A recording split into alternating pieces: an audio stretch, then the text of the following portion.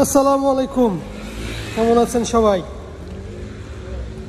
ফ্রান্সের জীবন মানেই ক্রিটিক্যাল জীবন, খুবই কষ্টকর জীবন, যেটা হতে পারে কর্মক্ষেত্রে, বাস্তব জীবনে, এছাড়াও কাগজের ক্ষেত্রে। সো আবারও বলছি, ফ্রান্সে আসলে কি পাবেন? বিনোদন পাবেন। শুধু ফ্রান্স না, ইউরোপের যে কোনো দেশে আসেন না কেন, আমি আবারও বলছি, ফ্রান্স, ইতালি, মূল উদ্দেশ্যটা থাকে মানুষের একটা হবি, মানে শখ, ড্রিম যেটাকে বলে, যে আমরা বাংলাদেশ থেকে যারা ইউরোপের জন্য চেষ্টা করি, আমাদের স্বপ্নটা থাকে যে শুধু ইউরোপে ঢোকার আগেই শুধু ফ্রান্সে শুধু ম্যাপ দেখি, গুগলে ম্যাপ দেখতে থাকে সবাই, ফ্রান্স, ইতালি। কিন্তু আসলে বাস্তবতাটা হয়েছে যেটা বলতে হয় যে কোনো দেশেই থাকি না কেন, যে কোনো দেশেই আসি না কেন, বৈধতাটা এটা একটা সবচেয়ে বড় বিষয়। আমি মনে করি বৈধতা থাকলে সেটা ছোটোখাটো যে কোনো দেশ হোক না কেন, ফ্রান্স, জার্মানি, আমেরিকা বলেন, যে কোনো দেশে ঘুরতে আসাটা যাওয়া যায়। কিন্তু বৈধতা না থাকলে জীবনটা বড় কষ্টের হয়। আর ফ্রান্সের জীবনটা হয়েছে যে যদি আপনি সোনার হরিণটা না পান, যেটা হতে পারে আজাইলে, বা এরপরে যদি কাজের ক্ষেত্র দিয়ে স্যালারি কার্ডটা না পান, অনেক দুঃসময় কাটবে আপনার। আর এই সময়টাকে কিভাবে কাটাবেন সেটা আপনার চিন্তাধারা করতে হবে অবশ্যই। আর জীবনের সফলতা আনতে গেলে অবশ্যই দুঃখ, কষ্ট আর বিভিন্ন ধরনের প্রতিকূলতার সম্মুখীন হতেই হবে। সেটাকে বর্জন করে জীবনে সফলতার দিকে এগোতে হবে। সাথে আছে আরেকজন ভাই, তিনিও ফ্রান্স প্রবাসী। সবাইকে জানাচ্ছি, তিনিও আমার বড় ভাই, অনেক খুব কাছের রুমমেট। ভাইয়ের কাছ থেকেও আমরা একটু শুনি, যেহেতু চলে এসেছে। বলেন বলেন আমাদের প্রিয় দর্শকদের উদ্দেশ্যে ফ্রান্সের জীবনযাপন বলেন। ফ্রান্সে আসেন, স্বপ্ন পূরণ করেন, উপর আল্লাহর কাছে দোয়া করেন, এটাই সবচেয়ে বড় কিছু, আর কিছু বলার নাই। ঠিক আছে, সব ভাগ্যে থাকলে সব কিছু হবে ইনশাআল্লাহ। তবে যুদ্ধ থাকতে হবে, যুদ্ধ করতে হবে, যুদ্ধ করার মতো মন মানসিকতা থাকতে হবে, ভেঙে পড়লে হবে না। তবে খুবই দুঃখজনক একটা বিষয় হলো যে বর্তমান সময়ে দেখতে পাচ্ছি ইউরোপের বিভিন্ন দেশে মানুষের আসলে জন্ম, মৃত্যু, বিবাহ সবই তো আল্লাহর হাতে, যেখানে আমাদের কারো হাত থাকে না। অল্প বয়সে অনেক মানুষকে আমরা দেখতে পাচ্ছি যে আসলে বিভিন্ন ক্ষেত্রে স্ট্রোক করে, বিভিন্ন অল্প বয়সে বিভিন্ন দেশেই যারা মানসিক দুশ্চিন্তায়।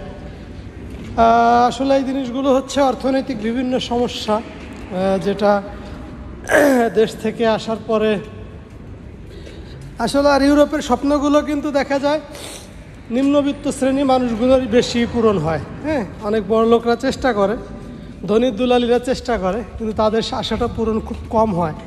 দেখা যায় যে নিম্নবিত্ত মানুষগুলোকে আল্লাহ সফলতা দ্বার প্রান্তে পৌঁছে দেয়, বা সফলতাগুলো পেয়ে থাকে।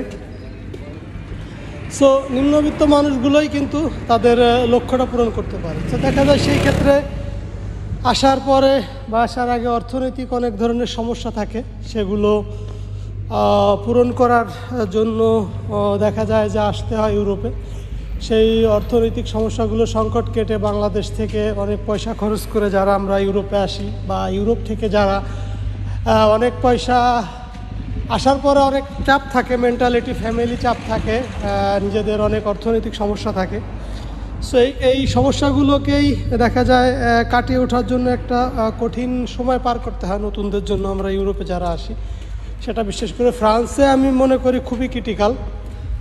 সো দেখা যায় যে এই মানুষগুলো মানসিক হেজিটেশনে ভুগে, অর্থনৈতিক সমস্যায় ভুগে, ফ্যামিলি চাপে থাকে। সো অনেক মানুষই দেখা যায় বিভিন্ন সময় আমরা দেখতে পাচ্ছি বর্তমান সময়ে ইউরোপের বিভিন্ন দেশে আসলে বিভিন্ন মানুষ মানসিক দুশ্চিন্তায় স্ট্রোক করছে বা বিভিন্ন ধরনের দুর্ঘটনা ঘটতেছে। সো আসলে মূল বিষয়টা এটা না, মৃত্যু যার যেখানে যেভাবে লেখা আছে সেটাই হবে। তো সবার জন্য আমরা দোয়া করি যে সফলতার জন্য সকলের চলে আসে, জীবনের জন্য প্রত্যেকটা মানুষ যেন তার সফলতার দ্বার প্রান্তে পৌঁছে যায়, পূরণ হোক প্রত্যেকটা মানুষের স্বপ্ন, বাবা মায়ের স্বপ্ন, আপনার স্বপ্ন। অনেক সময় কথা বলেছি, অনেক সময় বিভিন্ন বিষয় নিয়ে যেটা বলতে পারেন জ্ঞানও দিয়েছি। অনেকে অনেক ধরনের কমেন্টস করেন দেখা যায় ভিডিওতে, যে যেভাবে নেবেন এটা তার একান্ত ব্যক্তিগত ব্যাপার, কিন্তু বাস্তবতাগুলো আমি বোঝানোর চেষ্টা করি, বলার চেষ্টা করি। 2021 থেকে যারা আমাকে ফলো করতেন ইউরোপ লাইফস্টাইলে আমার ইউটিউব চ্যানেলে, এক সময় দেখা যাচ্ছে যে আমি যখন ওই ছোট দেশটিতে ছিলাম, আমার একটা ছবিও তাদের কাছে অনেক অনেক প্রিয় ছিল, বা যে না বাবুল ভাইয়ের সাথে দেখা করতে পেরে ধন্য হয়েছি। কিন্তু সেই মানুষগুলো এখন দেখি বিভিন্ন পেজের মালিক হয়েছে বা বিভিন্ন পেজ চালায়, হ্যাঁ, সেই মানুষগুলো অনেক উপরে উঠে গেছে। আর সবচেয়ে বড় বিষয়টা হলো যে ইউরোপের যে কোনো দেশে আসার পরে অধিকাংশ মানুষ দেখা যায় বড় ধরনের ব্রোকারে পরিণত হয়, হ্যাঁ। তো আমি মহান রব্বুল আলামিনের কাছে শুকরিয়া আদায় করছি যে আমি এই নোংরা জগৎ থেকে নিজেকে অ্যাভয়েড করতে পেরেছি বা নিজেকে সরিয়ে রাখতে পেরেছি। এটা আমার কাছে অনেক ভালো একটা চাওয়া বা পাওয়া আমি মনে করি। জীবনে কোনো নোংরামির সাথে যুক্ত হতে চাই না, যার কারণে হয়তো বা অনেকের কাছে জনপ্রিয় না, অনেকের কাছে আবার প্রিয় ব্যক্তিও আছি। সব মিলিয়ে সবার জন্য সার্বিক মঙ্গল কামনা করছি, প্রত্যেকটা মানুষের সফলতা কামনা করছি। স্বপ্ন পূরণ হোক প্রত্যেকটা মানুষেরই, যারা ইউরোপের স্বপ্ন দেখছেন, আসার পরে স্বপ্ন পূরণ হোক, বাবা মায়ের স্বপ্ন পূরণ হোক। সবাই ভালো থাকেন, দোয়া করবেন। আসসালামু আলাইকুম।